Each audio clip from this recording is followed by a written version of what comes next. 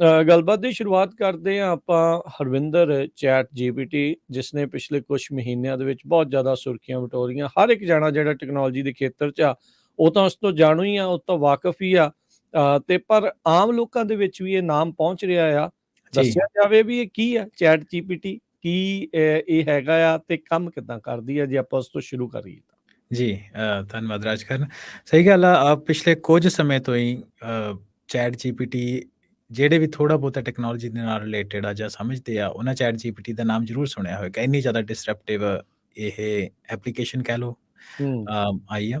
So basically chat GPT ਜਿਹੜੀ ਆ, ਆਪਾਂ ਆਰਟੀਫਿਸ਼ੀਅਲ ਇੰਟੈਲੀਜੈਂਸ ਦੀ ਗੱਲ ਕਰਦੇ ਹਾਂ। ਆਰਟੀਫਿਸ਼ੀਅਲ ਇੰਟੈਲੀਜੈਂਸ ਦੇ ਬੇਸ ਦੇ ਉੱਤੇ ਇੱਕ ਚੈਟਬੋਟ ਆ। ਚੈਟਬੋਟ ਦਾ ਮਤਲਬ ਕਿ ਜਿਹਦੇ ਨਾਲ ਤੁਸੀਂ ਆਪਾਂ ਗੱਲਬਾਤ ਕਰ ਪਿਛਲੀ ਵਾਰ ਸਕਦੇ। ਹਾਂਜੀ, ਗੱਲਬਾਤ ਪਿਛਲੀ ਵਾਰ ਅਸੀਂ ਗੱਲ ਕੀਤੀ ਸੀ ਨਾ ਕਿ ਆਰਟੀਫਿਸ਼ੀਅਲ ਇੰਟੈਲੀਜੈਂਸ ਦਾ ਕੀ ਮਤਲਬ ਹੁੰਦਾ। ਸੋ ਇਹ ਆ ਹੂੰ। ਕਿ ਜਿਹੜੇ ਕੰਮ ਹਿਊਮਨ ਨੇ ਕਰਨੇ ਹੁੰਦੇ, ਬੰਦਿਆਂ ਨੇ ਕਰਨੇ ਹੁੰਦੇ, ਉਹ ਮਸ਼ੀਨ ਤੁਹਾਡੇ ਲਈ ਕਰਦੀ ਆ। ਸੋ ਚੈਟਬੋਟ ਦਾ ਮਤਲਬ ਇਹ, ਤੁਸੀਂ ਕਿਸੇ ਨਾਲ ਚੈਟ ਕਰਦੇ ਹੋ। ਮੰਨ ਲਓ ਮੈਂ ਰਾਜਕਰਨ ਵੀਰ ਨਾਲ ਚੈਟ ਕਰ ਰਿਹਾ। ਰਾਜਕਰਨ ਵੀਰ, ਤੁਸੀਂ ਰੇਡੀਓ ਦੇ ਮਾਹਰ ਹੋ, ਤੁਸੀਂ ਮੈਨੂੰ ਕੋਈ ਰੇਡੀਓ ਦੇ ਸੰਬੰਧ ਦੇ ਵਿੱਚ ਗੱਲ ਦੱਸੋ, ਤੇ ਤੁਸੀਂ ਮੈਨੂੰ ਅੱਗੋਂ ਉਹਦਾ ਜਵਾਬ ਦਿੰਦੇ ਹੋ। ਇਸੇ ਤਰ੍ਹਾਂ ਜਿਹੜੀ ਚੈਟਬੋਟ ਆ, ਉਹਦੇ ਤੋਂ ਅਸੀਂ ਕੋਈ ਸਵਾਲ ਪੁੱਛ ਸਕਦੇ ਹੋ, ਸਾਨੂੰ ਉਹਦਾ ਜਵਾਬ ਦੇ ਦਿੰਦੀ ਆ, ਹੈ ਨਾ ਚੈਟਬੋਟ। ਹੂੰ। ਇਹ ਓਪਨ ਏਆਈ ਕਰਕੇ ਇੱਕ ਕੰਪਨੀ ਆ। ਉਹਨੇ ਨਵੰਬਰ 2022 ਦੇ ਵਿੱਚ ਰਿਲੀਜ਼ ਕੀਤਾ। ਤਕਰੀਬਨ 6 ਮਹੀਨੇ ਵੀ ਨਹੀਂ ਹੋਏ, ਤੇ ਉਹਨੇ ਸਾਰੀ ਦੀ ਸਾਰੀ ਇੰਡਸਟਰੀ ਨੂੰ ਦੇ ਵਿੱਚ ਇਹਨੇ ਧੁੰਮਾਂ ਪਾਈਆਂ, ਕਿਉਂਕਿ ਉਹਦੀ ਜਿਹੜੀ ਐਕੂਰੇਸੀ ਆ, ਉਹ ਕਾਫੀ ਹੱਦ ਤੱਕ ਜਿਹੜੀ ਆ ਬਹੁਤ ਵਧੀਆ। ਇਹ ਨੰਬਰ 1 ਤਾਂ ਐਕੂਰੇਸੀ ਹੈ, ਨੰਬਰ 2 ਦੇ ਉੱਤੇ ਉਹਦੀ ਚੀਜ਼ਾਂ ਨੂੰ ਆਰਟੀਕੂਲੇਸ਼ਨ ਕਰਨ ਦੀ, ਮਤਲਬ ਵੀ ਤੁਸੀਂ ਉਹਦੇ ਕੋਲ ਕੋਈ ਸਵਾਲ ਪੁੱਛਦੇ ਹੋ, ਜਿਸ ਤਰੀਕੇ ਨਾਲ ਉਹ ਜਵਾਬ ਤੁਹਾਨੂੰ ਦਿੰਦਾ ਵਾ, ਹੈ ਨਾ। ਤੇ ਉਹਦੀ ਜਿਹੜੀ ਐਕੂਰੇਸੀ ਆ, ਬਹੁਤ ਹੱਦ ਤੱਕ ਉਹ ਵਧੀਆ। ਸੋ ਉਹਦੇ ਕਰਕੇ ਸਾਰੀ ਦੀ ਸਾਰੀ ਜਿਹੜੀ ਟੈਕਨੋਲੋਜੀ ਉਹਨੂੰ ਉਹਨੇ ਡਿਸਰਪਟ ਕੀਤਾ। ਜਾਂ ਮੋਟੇ ਤੌਰ ਦੇ ਉੱਤੇ ਇਹ ਕਹਿ ਲਓ ਕਿ ਲੇਮੈਨ ਅੱਖਰਾਂ ਦੇ ਵਿੱਚ, ਕਿ ਜੇ ਤੁਸੀਂ ਗੂਗਲ ਸਰਚ ਕਰਦੇ ਹੋ, ਹੈ ਨਾ, ਤੇ ਤੁਹਾਡੇ ਜੀ। ਕੋਲ ਗੂਗਲ ਤੋਂ ਕੋਈ ਸਵਾਲ ਪੁੱਛਦੇ ਹੋ। ਅੱਜ ਗੂਗਲ ਸਰਚ ਕਾਫੀ ਪਾਪੂਲਰ ਹੈ, ਮਾਈਕਰੋਸਾਫਟ ਦੀ ਬਿੰਗ ਆ, ਹੋਰ ਵੀ ਹੈਗੀਆਂ। ਪਰ ਜਦੋਂ ਤੁਸੀਂ ਚੈਟ ਜੀਪੀਟੀ ਨੂੰ ਪੁੱਛਦੇ ਹੋ, ਤੇ ਜਦੋਂ ਤੇ ਉਹ ਜਿਹੜੀ ਇਨਫੋਰਮੇਸ਼ਨ, ਬਹੁਤ ਜ਼ਿਆਦਾ ਫਿਲਟਰਡ ਇਨਫੋਰਮੇਸ਼ਨ, ਉਹ ਤੁਹਾਡੇ ਐਕੂਰੇਟ ਇਨਫੋਰਮੇਸ਼ਨ ਵੱਧ ਤੋਂ ਵੱਧ ਕੋਸ਼ਿਸ਼ ਹੋ ਸਕੇ ਤੁਹਾਡੇ ਤੱਕ ਪਹੁੰਚਾਉਂਦੀ ਆ। ਜੀ। ਇਹਨੂੰ ਇੱਕ ਟੈਕਨੋਲੋਜੀ ਦੇ ਮਾਹਰ ਨੇ ਇੱਕ ਗੱਲ ਕਹੀ ਸੀ ਕਿ ਹੂੰ। ਜਿਹੜਾ ਚੈਟ ਜੀਪੀਟੀ ਤੇ ਗੂਗਲ ਸਰਚ ਦੇ ਵਿੱਚ ਫ਼ਰਕ ਕੀ ਆ, ਉਹ ਤੋਂ ਸ਼ਾਇਦ ਸਾਰੀ ਗੱਲ ਸਮਝ ਆ ਜਾਏ ਕਿ ਜਿਹੜਾ ਚੈਟ ਜੀਪੀਟੀ ਆ, ਉਹ ਜੀ। ਸਿਗਨਲ ਤੁਹਾਡੇ ਕੋਲ ਲੈ ਕੇ ਆਉਂਦਾ, ਨੋਇਸ ਨੂੰ ਫਿਲਟਰ ਕਰਕੇ। ਜਦੋਂ ਤੁਸੀਂ ਗੂਗਲ ਸਰਚ ਕਰਦੇ ਹੋ, ਲੱਖਾਂ ਜੀ। ਸਰਚ ਤੁਹਾਡੇ ਸਾਹਮਣੇ ਆ ਜਾਂਦੀਆਂ, ਹੈ ਨਾ। ਕਿੰਨਾ ਟਾਈਮ ਤੁਸੀਂ ਲਾ ਕੇ ਪੜ੍ਹਦੇ ਹੋ, ਉਹਦੇ ਵਿੱਚ ਇਨਫੋਰਮੇਸ਼ਨ ਉਹਦੇ ਕੋਲ ਲੈਂਦੇ ਹੋ। ਜਦਕਿ ਚੈਟ ਜੀਪੀਟੀ ਜਿਹੜੀ ਆ, ਉਹ ਤੁਹਾਨੂੰ ਉਹ ਸਾਰੀ ਦੀ ਸਾਰੀ ਨੋਇਸ ਨੂੰ ਇੱਕ ਫਿਲਟਰ ਕਰਕੇ ਐਕੂਰੇਟ ਇਨਫੋਰਮੇਸ਼ਨ ਜਿਹੜੀ ਉਹ ਤੁਹਾਡੇ ਸਾਹਮਣੇ ਪੇਸ਼ ਕਰ ਦਿੰਦੀ ਆ। ਸੋ ਤੁਸੀਂ ਇਹ ਵੇਖੋ ਕਿ ਕਿੰਨਾ ਆਪਟੀਮਾਈਜ਼ ਹੋ ਗਿਆ, ਚੀਜ਼ਾਂ ਨੂੰ ਲੱਭਣਾ ਸੌਖਾ ਹੁਣ ਕਰ ਦਿੱਤਾ। ਜੀ, ਮੈਂ ਪ੍ਰੋਗਰਾਮ ਕਰ ਰਿਹਾ ਵਾ ਹਰਵਿੰਦਰ, ਤੇ ਮੈਂ ਜੀ, ਚੈਟ ਜੀਪੀਟੀ ਇੱਕ ਸਾਈਟ ਦੇ ਨਾਲ ਖੋਲ੍ਹਦੀ ਆ। ਮੈਂ ਉਸੇ ਨੂੰ ਹੀ ਪੁੱਛਿਆ ਵੀ ਕੀ ਹੈ ਚੈਟ ਜੀਪੀਟੀ। ਜੀ, ਉਹ ਖੁਦ ਆਪਣੀ ਜਿਹੜੀ ਉਹ ਦੱਸਦੀ, ਜਿੱਦਾਂ ਤੁਸੀਂ ਕਿਹਾ ਨਾ, ਇਹ ਬਹੁਤ ਵਧੀਆ ਐਗਜ਼ਾਮਪਲ ਆ। ਹੁਣ ਮੈਂ ਜੇ ਜੀ, ਗੂਗਲ ਤੇ ਸਰਚ ਕਰਦਾ ਵਾਟ ਇਜ਼ ਚੈਟ ਜੀਪੀਟੀ, ਮੇਰੇ ਮੂਹਰੇ ਸੈਂਕੜੇ ਜਿਹੜੇ ਲਿੰਕ ਆ ਜੀ, ਜਾਣ, ਜੀ, ਵੀ ਉਹਨਾਂ ਵਿੱਚੋਂ ਮੇਰੀ ਮਰਜ਼ੀ ਹੈ ਮੈਂ ਕਿਹਦੇ ਜਿਹੜਾ ਉਹ ਦੇਖਾਂ। ਹੁਣ ਇਹ ਬੋਟ ਆ, ਇਹ ਬੋਲਣ ਵਾਲਾ ਆ। ਇਹਨੇ ਇਹਦੇ ਵਿੱਚੋਂ ਜਿਹੜਾ ਉਹ ਮੇਨ ਕੰਸੈਂਸਸ ਆਂਸਰ ਜਿਹੜਾ ਹੈਗਾ ਆ, ਜਾਂ ਜੋ ਇਹਦੇ ਹਿਸਾਬ ਦੇ ਨਾਲ ਪ੍ਰਸਾਈਜ਼ ਜਾਂ ਠੀਕ ਆਂਸਰ ਆ, ਉਹਨੇ ਮੂਹਰੇ ਦੱਸ ਦੇਣਾ। ਹੁਣ ਕਹਿੰਦਾ ਆਪ ਕਹਿੰਦਾ ਵੀ chat GPT large language model ਆ, ਜਿਹੜਾ ਟ੍ਰੇਨ ਕੀਤਾ ਗਿਆ ਹੈ ਓਪਨ ਏਆਈ ਦੇ ਨਾਲ। ਜੀ, ਜੀਪੀਟੀ ਕੀ ਹੈ? ਜਨਰੇਟਿਵ ਪ੍ਰੀ ਟ੍ਰੇਨਡ ਟਰਾਂਸਫਾਰਮਰ ਜੀ, ਆਰਕੀਟੈਕਚਰ ਆ, ਜਿਸ ਦੇ ਆਧਾਰ ਦੇ ਉੱਤੇ ਆਪਾਂ ਨੂੰ ਜਿਹੜੇ ਉਹ ਆਨਸਰ ਦਿੰਦੇ ਆ। ਤੁਸੀਂ ਆਪਣੀ ਬੋਲੀ ਦੇ ਵਿੱਚ ਪੁੱਛੋ। ਇਹ ਬਹੁਤ ਇੰਪੋਰਟੈਂਟ ਚੀਜ਼ ਆ, ਆਪਾਂ ਇਸ ਦੇ ਉੱਤੇ ਵੀ ਬਾਅਦ ਚ ਜਿਹੜੀ ਉਹ ਗੱਲ ਕਰਦੇ ਆ।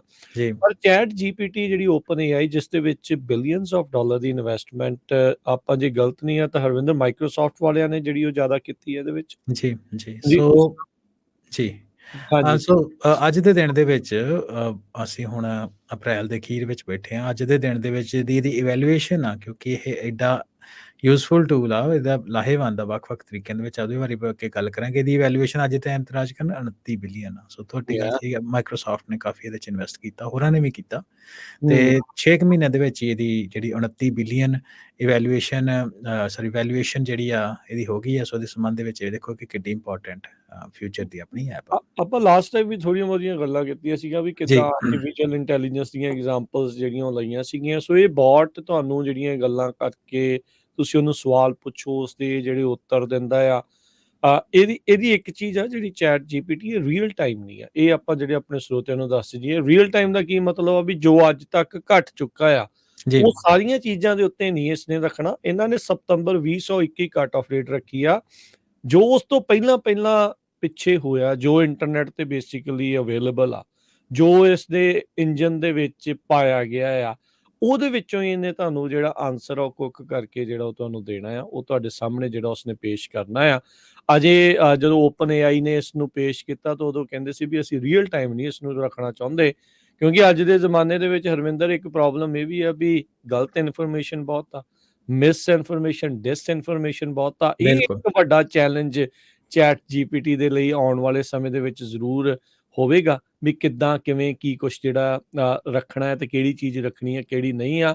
ਤੁਸੀਂ ਇਸ ਦੇ ਨਾਲ ਹਰ ਤਰ੍ਹਾਂ ਦੀ ਇਮੋਸ਼ਨਲ ਗੱਲ ਤੋਂ ਲੈ ਕੇ ਟੈਕਨੋਲੋਜੀ ਦੀ ਗੱਲਬਾਤ, ਕੁਛ ਸਿੱਖਣਾ ਆ, ਕੁਛ ਪੁੱਛਣਾ ਆ, ਕੁਛ ਆਪਣੇ ਮਨ ਦੇ ਵਿਚਾਰ ਇਹਦੇ ਨਾਲ ਸ਼ੇਅਰ ਕਰਨੇ ਆ, ਤੇ ਤੁਹਾਡੇ ਨਾਲ ਜਿਹੜੀ ਇੱਕ ਹਿਸਾਬ ਦੇ ਨਾਲ ਜਿੱਦਾਂ ਇੱਕ ਇਨਸਾਨ ਗੱਲ ਕਰ ਰਿਹਾ, ਉਹ ਮਕਸਦ ਇਹਨਾਂ ਦਾ ਇਹੀ ਹੈ ਚੈਟ ਜੀਪੀਟੀ ਦਾ, ਵੀ ਤੁਹਾਨੂੰ ਲੋਕਾਂ ਦੀ ਨਹੀਂ ਇਹਦੀ ਲੋੜ ਪਵੇ, ਇਹਦੇ ਤੋਂ ਹੀ ਤੁਸੀਂ ਜਿਹੜਾ ਉਹ ਵੱਧ ਤੋਂ ਵੱਧ ਆਨਸਰ ਜਿਹੜੇ ਉਹ ਤੁਸੀਂ ਪੁੱਛੋ। ਸੋ ਇਸ ਤਰੀਕੇ ਦੇ ਨਾਲ ਆ। ਸੋ ਆਪਾਂ ਜੇ ਇਹਦੀ ਡੂੰਘਾਈ 'ਚ ਜਾਈਏ ਹੁਣ ਹਰਵਿੰਦਰ, ਜੇ ਆਪਾਂ ਥੋੜਾ ਐਕਸਪਲੇਨ ਕਰੀਏ ਵੀ ਇਹ ਫਿਰ ਕੰਮ ਕਿੱਦਾਂ ਕਰਦਾ, ਜੇ ਇਸ ਦੇ ਵਿੱਚ ਹੋਰ ਤੁਸੀਂ ਕੁਛ ਐਡ ਕਰਨਾ ਹੈ।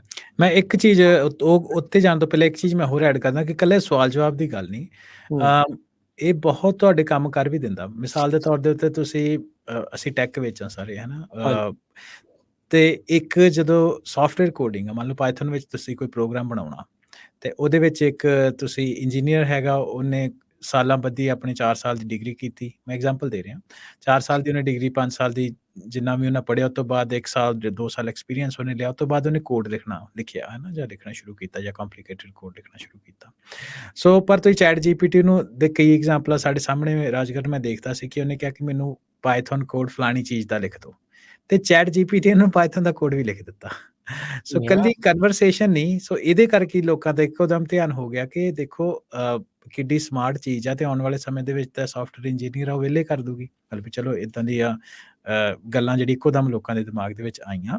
ਸੋ ਮੇਰੇ ਕਹਿਣ ਦਾ ਮਤਲਬ ਇਹਦੇ ਵਿੱਚ ਇਹ ਸੀ, ਇਹ ਗੱਲ ਵਿੱਚ ਲਿਆਉਣ ਦਾ, ਕਿ ਇਕੱਲੀ ਕਨਵਰਸੇਸ਼ਨ ਨਹੀਂ, ਕੰਪਲੀਕੇਟਡ ਕਨਵਰਸੇਸ਼ਨ ਤੋਂ ਲੈ ਕੇ ਕੋਈ ਚੀਜ਼ਾਂ ਨੂੰ ਬਣਾਉਣ ਦਾ ਤਰੀਕਾ, ਜਾਂ ਬਣੀਆਂ ਬਣਾਈ ਚੀਜ਼ਾਂ, ਹੁਣ ਕੋਡ ਤੁਹਾਡੇ ਸਾਹਮਣੇ ਲਿਖ ਕੇ ਦੇ ਦਿੱਤਾ ਉਹਨੇ, ਤੁਸੀਂ ਉਹਨੂੰ ਐਗਜ਼ੀਕਿਊਟ ਹੀ ਕਰਨਾ ਨਾ। ਸੋ ਬਹੁਤ ਲਾਹੇਵੰਦ ਹੋਵੇਗਾ ਆਉਣ ਵਾਲੇ ਸਮੇਂ ਦੇ ਵਿੱਚ। ਜਿੱਦਾਂ ਆਪਾਂ ਡੇ 1 ਤੋਂ ਗੱਲ ਕਰਦੇ ਆ ਕਿ ਜ਼ਿਆਦਾ ਤੁਸੀਂ ਇਗਨੋਰ ਕਰ ਦਿਓ ਇਹ ਚੀਜ਼ਾਂ ਨੂੰ, ਵੀ ਨਹੀਂ ਇਹ ਚੀਜ਼ਾਂ ਐਗਜ਼ਿਸਟ ਹੀ ਨਹੀਂ ਕਰਦੀਆਂ, ਹੈ ਨਾ, ਜਾਂ ਤੁਸੀਂ ਇਹਨੂੰ ਆਪਣੇ ਫਾਇਦੇ ਲਈ ਵਰਤ ਲਓ। ਸੋ ਸਾਡਾ ਟਾਕ ਸ਼ੋ ਕਰਨ ਦਾ ਮਤਲਬ ਇਹ ਆ ਕਿ ਸਾਰੀਆਂ ਚੀਜ਼ਾਂ ਆਪਾਂ ਨੂੰ ਕਿੱਦਾਂ ਫਾਇਦੇ ਦੇ ਵਿੱਚ ਵਰਤ ਸਕਦੇ ਹਾਂ। ਸੋ ਥੋੜ੍ਹੀ ਜਿਹੀ ਗੱਲ ਆਪਾਂ ਤੁਹਾਡੇ ਜਿਹੜਾ ਸਵਾਲ ਉੱਤੇ ਆਉਂਦੇ ਆ ਕਿ ਇਹ ਵਰਕ ਕਿੱਦਾਂ ਕਰਦੀ ਆ ਬੈਕ ਐਂਡ ਦੇ ਉੱਤੇ। ਦੇਖੋ, ਜਿੱਦਾਂ ਤੁਸੀਂ ਕਿਹਾ ਕਿ ਬਹੁਤ ਜ਼ਿਆਦਾ ਡੇਟਾ ਇੰਟਰਨੈਟ ਦੇ ਉੱਤੇ ਪਿਆ ਹੋਇਆ, ਹੈ ਨਾ, ਕੁਝ ਮਿਸ ਇਨਫੋਰਮੇਸ਼ਨ ਵੀ ਹੈ, ਕੁਝ ਡਿਸ ਇਨਫੋਰਮੇਸ਼ਨ ਵੀ ਆ, ਤੇ ਇਹਨੇ ਨਾ ਲੈਂਗੁਏਜਸ ਮਾਡਲ, ਸਭ ਤੋਂ ਪਹਿਲਾਂ ਆਪਾਂ ਗੱਲ ਕਰਦੇ ਓਪਨ ਏਆਈ ਦੀ ਵੀ ਥੋੜ੍ਹੀ ਜਿਹੀ। ਏਆਈ ਕੀ open open computer project company ਆ ਜਿਹੜੀ ਆ, ਨਹੀਂ ਉਹਦੇ ਨਹੀਂ, ਪਰ ਉਹ ਤੋਂ ਪਹਿਲਾਂ ਜਿਹੜੀ ਓਪਨ ਸੋਰਸ ਦਾ ਕੀ ਕਨਸੈਪਟ ਆ, ਠੀਕ ਹੈ। ਸੋ ਉਹਦੇ ਤੋਂ ਇਹ ਸਾਰੀ ਗੱਲਬਾਤ ਸ਼ੁਰੂ ਹੁੰਦੀ ਹੈ, ਕਿਉਂਕਿ ਅੱਜ ਕੱਲ੍ਹ ਜੋ ਵੀ ਆਪਾਂ ਸਭ ਕੁਝ ਦੇਖ ਰਹੇ ਹਾਂ ਇਹਦੇ ਕਾਫੀ ਜਿਹੜੀ ਦੇਣ ਇਹਦੇ ਵਿੱਚ ਓਪਨ ਸੋਰਸ ਦੀ ਹੈ ਨਾ। ਓਪਨ ਸੋਰਸ ਦਾ ਆਈਡੀਆ ਇਹ ਹੈ ਕਿ ਜਦੋਂ ਬਿਲ ਗੇਟਸ ਨੇ ਮਾਈਕਰੋਸਾਫਟ ਬਣਾਈ, ਤੇ ਜਿਹੜਾ ਉਹਦਾ ਕੋਡ ਸੀ ਉਹਨੇ ਮਾਈਕਰੋਸਾਫਟ ਦੇ ਕੋਲ ਰੱਖ ਲਿਆ, ਤੇ ਉਹਦੇ ਵਿੱਚ ਜਿਹੜੇ ਕੁਐਸਚਨ ਜੀ, ਤੇ ਉਹ ਜਦੋਂ ਕੋਈ ਕੋਡ ਨੂੰ ਵਰਤਦਾ ਸੀ, ਜਾਂ ਮਾਈਕਰੋਸਾਫਟ ਵਿੰਡੋਜ਼ ਵਰਤਦਾ ਸੀ, ਜਾਂ ਕੋਈ ਇਦਾਂ ਦੇ ਉਹਦੇ ਟੂਲ ਵਰਤਦਾ ਸੀ, ਉਹਨੂੰ ਪੈਸੇ ਪੇ ਕਰਨੇ ਪੈਂਦੇ ਸੀ, ਉਹਨਾਂ ਇਹ ਕਰ ਲਿਆ। ਫਿਰ ਕੁਝ ਇੰਜੀਨੀਅਰਸ ਨੇ ਇਕੱਠੇ ਹੋ ਕੇ ਕਿਹਾ, ਗਰੁੱਪ ਆਫ ਇੰਜੀਨੀਅਰਸ ਨੇ ਥਰੂ ਆਊਟ ਦਾ ਸਾਰੀ ਦੁਨੀਆ ਦੇ ਲਈ, ਵੀ ਆਪਾਂ ਯਾਰ ਇਦਾਂ ਨਾ ਕਰੀਏ, ਆਪਾਂ ਕੁਛ ਇਦਾਂ ਦਾ ਬਣਾਈਏ ਜਿਹੜਾ ਸਾਰਿਆਂ ਦੇ ਲਈ ਫ੍ਰੀ ਹੋਏ। ਕਿਉਂਕਿ ਉਹਦੇ ਵਿੱਚ ਕੀ ਸੀ ਕਿ ਲੋਕੀ ਚੀਜ਼ਾਂ ਬਣਾ ਲੈਂਦੇ ਤੇ ਉਹਨੂੰ ਪੇਟੈਂਟ ਕਰ ਲੈਂਦੇ, ਉਹ ਤੋਂ ਪੈਸਾ ਕਮਾਉਂਦੇ, ਪਰ ਉਹਦੇ ਨਾਲ ਜਿਹੜੀ ਡਿਵੈਲਪਮੈਂਟ ਚੀਜ਼ਾਂ ਦੀ ਬੜੀ ਸਲੋ ਹੋ ਜਾਂਦੀ ਹੈ ਨਾ। ਸੋ ਉਹਦੇ ਵਿੱਚ ਜਿਹੜਾ ਓਪਨ ਸੋਰਸ ਦਾ ਜਿਹੜਾ ਕਨਸੈਪਟ ਹੈ, ਜਿਹਦੇ ਵਿੱਚ ਲਿਨਕਸ ਆਪਰੇਟਿੰਗ ਸਿਸਟਮ ਹੈ, ਜਿਹੜੇ ਕਿ ਬਿਲਕੁਲ ਫ੍ਰੀ ਹੈ, ਕੋਈ ਵੀ ਉਹਨੂੰ ਵਰਤ ਸਕਦਾ, ਹੈ ਨਾ, ਫ੍ਰੀ ਆਫ ਕਾਸਟ। ਤੇ ਉਹਦੇ ਵਿੱਚ ਇਹ ਆ ਗਿਆ ਸੌਫਟਵੇਅਰ ਦੇ ਬੇਸ ਦੇ ਉੱਤੇ। ਇਸੇ ਤਰ੍ਹਾਂ ਫੇਸਬੁੱਕ ਨੇ ਹਾਰਡਵੇਅਰ ਦੇ ਵਿੱਚ ਸੇਮ ਚੀਜ਼ ਯੂਜ਼ ਕੀਤੀ, ਉਹਨੂੰ ਕਹਿੰਦੇ ਓਪਨ ਸੋਰਸ ਕੰਪਿਊਟਿੰਗ, ਹੈ ਨਾ। ਸ਼ਾਇਦ ਮੈਂ ਸ਼ਾਇਦ ਥੋੜਾ ਗਲਤ ਨਾ ਹੋਵਾਂ। ਸੋ ਉਹਦੇ ਵਿੱਚ ਕੀ ਉਹਨੇ ਹਾਰਡਵੇਅਰ ਨੂੰ ਵੀ ਇਸੇ ਤਰ੍ਹਾਂ ਓਪਨ ਕਰਨ ਦੀ ਕੋਸ਼ਿਸ਼ ਕੀਤੀ, ਵੀ ਦੇਖੋ ਹਾਰਡਵੇਅਰ ਡਿਜ਼ਾਈਨ ਸਾਰਿਆਂ ਦੇ ਸਾਹਮਣੇ ਪਿਆ, ਤੋਂ ਲੈ ਕੇ ਤੁਸੀਂ ਅੱਗੇ ਵੱਧ ਸਕਦੇ ਹੋ। So you don't have to reinvent the wheel. So ਉਹ ਸਾਰੇ ਚੀਜ਼ਾਂ ਨੂੰ ਲੈ ਕੇ ਬਹੁਤ ਸਾਰਾ ਡੇਟਾ ਜਿਹੜਾ ਇੰਟਰਨੈਟ ਦੇ ਉੱਤੇ ਪਿਆ ਹੋਇਆ, ਜਿਹੜਾ ਬੜਾ ਵੈਲਿਊਏਬਲ ਆ ਲੋਕਾਂ ਦੇ ਵਾਸਤੇ, ਹੈ ਨਾ।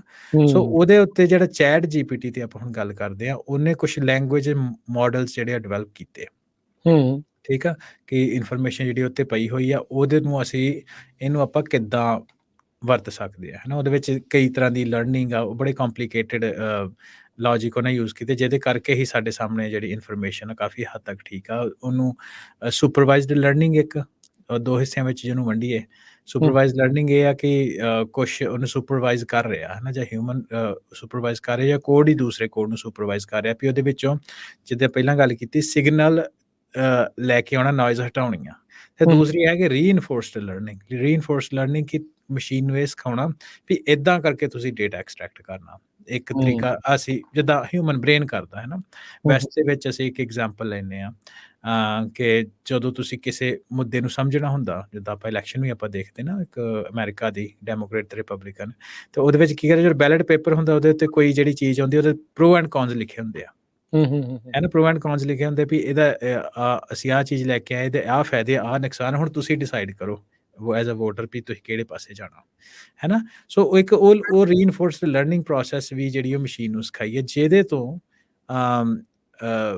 ਤੁਸੀਂ ਇਹ ਸਾਰੀ ਜਿਹੜੀ ਇਨਫੋਰਮੇਸ਼ਨ ਉਹਨੂੰ ਐਕਸਟ੍ਰੈਕਟ ਕੀਤੀ। ਤੇ ਇਹ ਸਾਰੀ ਪ੍ਰੋਸੈਸ ਨੂੰ ਕਹਿੰਦੇ ਸੁਪਰਵਾਈਜ਼ਡ ਲਰਨਿੰਗ ਤੇ ਰੀਇਨਫੋਰਸਡ ਲਰਨਿੰਗ ਨੂੰ ਇਕੱਠਾ ਕਰਕੇ ਉਹਦੇ ਵਿੱਚ ਹਿਊਮਨ ਫੀਡਬੈਕ ਦਾ ਐਂਗਲ ਵੀ ਐਡ ਕਰ ਦਿੰਦੇ ਆ। ਸੋ ਅੰਦਰਲੇ ਕਹਿਣ ਦਾ ਮਤਲਬ ਵੀ ਕਾਫੀ ਜ਼ਿਆਦਾ ਉਹਨੇ ਕੰਪਲੀਕੇਟਡ ਜਿਹੜੇ ਪ੍ਰੋਸੈਸਿਸ ਅੰਦਰ ਰੱਖੀਆਂ, ਜਿਹਦੇ ਉੱਤੋਂ ਉਹਨਾਂ ਨੋਇਸ ਨੂੰ ਇੱਕ ਸਾਈਡ ਦੇ ਉੱਤੇ ਰੱਖ ਕੇ ਤੇ ਜਿਹੜਾ ਐਕਚੁਅਲ ਕੰਮ ਦੀ ਜਾਣਕਾਰੀ ਜਿਹੜੇ ਤੁਹਾਨੂੰ ਯੂਜ਼ਰ ਨੇ ਪੁੱਛੀ ਆ ਉਹ ਤੁਹਾਡੇ ਸਾਹਮਣੇ ਲੈ ਕੇ ਆਉਂਦੀ ਆ।